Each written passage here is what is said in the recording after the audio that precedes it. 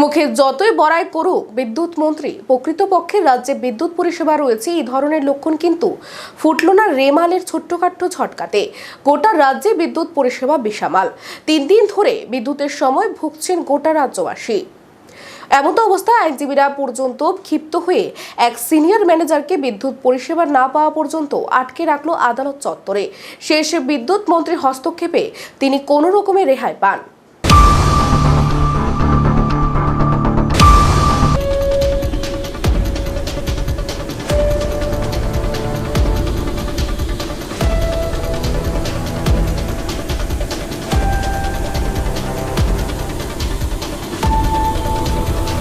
একদিকে কর্মী সংকট, অপরদিকে মান্দাতার আমলে যন্ত্রাংশ দিয়ে চলছে রাজ্যের বিদ্যুৎ নিগম।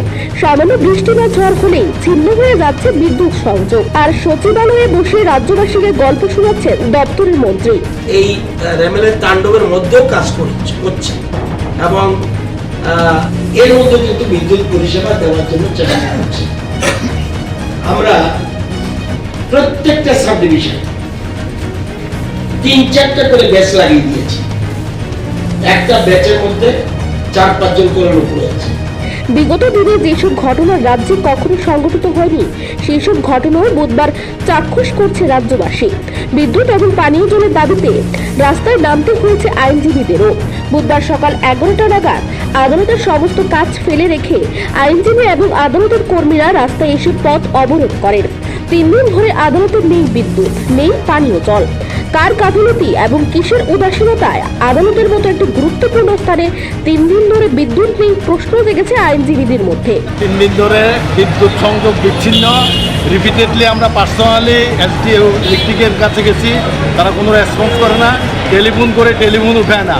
সব দিকে কারেন্ট আছে, শুধু কারেন্ট কোর্টে কোনো কারেন্টের ব্যবস্থা নেই।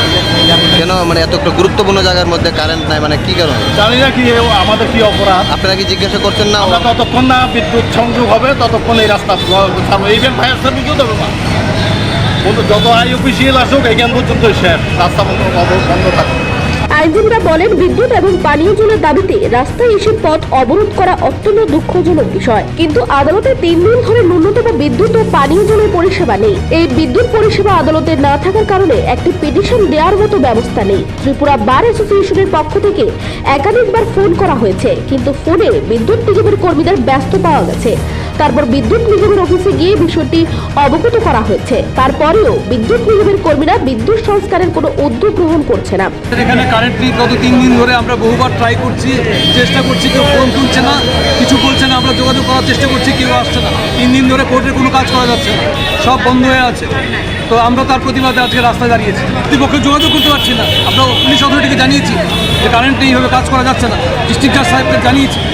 কল নাম্বার ধরছে না, কেউ কল নাম্বার ঢুকছে না। কালকে থেকে ট্রাই করা হচ্ছে। তাই প্রশাসনের দৃষ্টি আকর্ষণ করতে আগরতলা আদালত চত্বরে অর্থাৎ ফায়ার সার্ভিস চৌমুহনী সংলগ্ন এলাকায় পথ অবরোধ করতে বাধ্য হয়েছে আইনজীবীরা। কারণ 3 দিন ধরে আর কত অপেক্ষা করবে আইনজীবীরা? মুখ থুবড়ে পড়েছে কোর্টের কাজকর্ম। আইনজীবীরা আরো জানান, রাস্তা অবরোধের পর ঘটনাস্থলে পুলিশ ছুটে আসে। পুলিশ অফিসাররা স্পষ্ট জানিয়েছে তারাও আইনজীবীদের পাশে রয়েছে এবং পুলিশ ফায়ার সার্ভিস চৌমুহনী ও অফিস লেন সংলগ্ন এলাকায় ব্যারিকেড দিয়ে আইনজীবীদের পথ অবরোধে সহযোগিতা করছে বলে জানান ত্রিপুরার বার অ্যাসোসিয়েশনের সভাপতি। আমাদের ইলেকট্রিসিটি মিনিস্টার নতুন লাইন কাটছে। আমি কইতেছি তারাই যাবো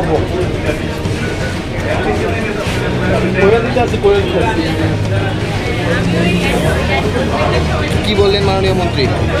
মন্ত্রীর কাছে ইলেকট্রিক অফিস থেকে খবর গেছে যে তাদের কাছে ভারত থেকে কোনো কমপ্লেন নেই। মিনিস্টারের কাছে এই খবর। আরেকটা খবর হচ্ছে মিনিস্টারের কাছে খবর গেছে আমরা ইলেকট্রিসিটি অফিসের কোনো স্টাফকে এখানে বাইরে রাখছি। তো ওই স্টাফ আমি টেলিফোন দিচ্ছি, স্টাফ করছে না এরকম কিছু না। আর পাশাপাশি আপনারা দেখছেন এখানে সদর আছে, সদর সিএম আছে। আমাদের ডিমান্ড শুধু ইলেকট্রিসিটি। এখন রেজিস্টার করছে যে আমি উইদিন শর্ট স্টাফ পাঠাইয়া তার ইলেকট্রিসিটি কানেকশন দিয়ে দিতেছি, তোমরা কেউ আপনারা কি সিদ্ধান্ত নিয়েছেন? আমি আমার সেক্রেটারি বা সিনিয়র লয়ার যারা আছে তাদের সঙ্গে কথা বলিয়া উইদিন শর্ট ডিসিশন দিই। পরবর্তী সময়ে এই খবরটি পৌঁছায় সংশ্লিষ্ট দপ্তরের মন্ত্রী রতনলাল নাথের কানে।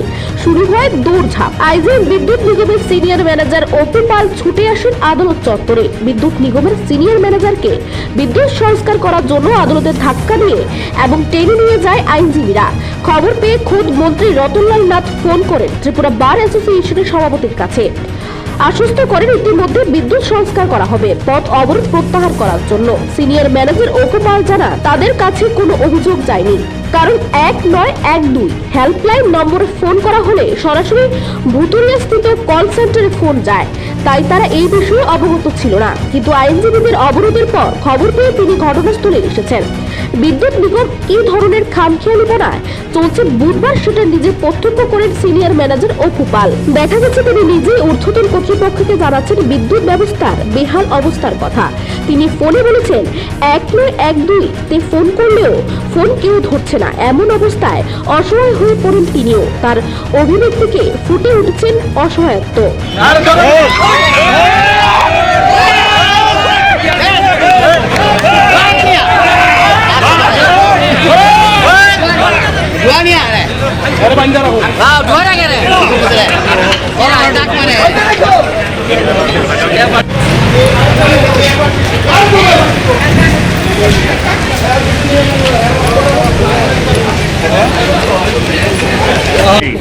সেই জায়গায় আপনাদের দপ্তরের ম্যাক্সিমাম জায়গায় ফোনের সিম খুলে রাখা হয়, বিশেষ করে হ্যাঁ 112 রিসিভার তুলে রেখে দেয়।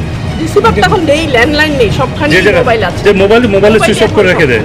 হয়তো এখন আপনি ফোন করলে পাবেন। আপনি হয়তো পার্টিকুলারলি যার কথা বলছেন আপনি পেয়েছেন দেখেই বলছেন, হ্যাঁ হয়তো বা পার্টিকুলার আমি জানি না কারটা পেয়েছেন, কিন্তু আপনি 2টার সময় আমার নাম্বারে ফোন করবেন, আমি ধরবো। এবং 90% ইঞ্জিনিয়ারই ফোন ধরে না, 10 জন যদি ধরে না ওই 10টাই 100 জনের ব্লেমের মধ্যে আসে।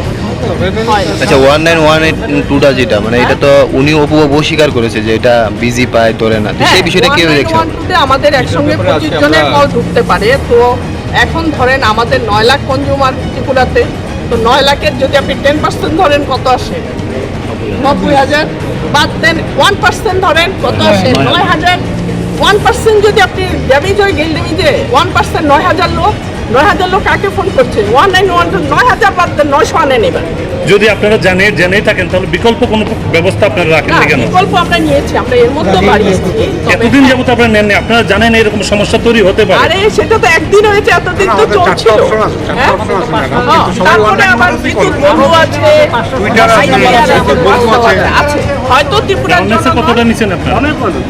ত্রিপুরার জনগণ হয়তো অন্য সিস্টেমগুলোর সঙ্গে অতটা হেভিচুয়েটেড না, সবাই একটু ফোন করতে বেশি হেভিচুয়েটেড। এই ঘটনা থেকে আমাদের একটা শিক্ষা হয়েছে, আপনারা যেটা বলছেন আমরা সেটা স্বীকার করছি। এই ঘটনা থেকে শিক্ষা হয়েছে, আমরা এমডিকে প্রপোজাল দিয়েছি, অনেকগুলি প্রপোজাল। আমি যেটা আগে বললাম যে কনজিউমাররা যাতে আরো তাড়াতাড়ি বিদ্যুৎটা পেতে পারে সেই জন্য আমরা অনেকগুলি প্রপোজাল। এদিকে আইনজীবী পীযূষ কান্তি বিশ্বাস জানান গত 1 মাস ধরে দিনে 4 থেকে 5 ঘন্টায় বিদ্যুৎ থাকে না আদালতে। পাশাপাশি লো ভোল্টেজ চলছে। এই বিষয় নিয়ে কারা অভিযোগ শুনবে বা কাদের কাছে অভিযোগ করলে কাজ হবে সেটা তো বলতে পারছেন না কেউ।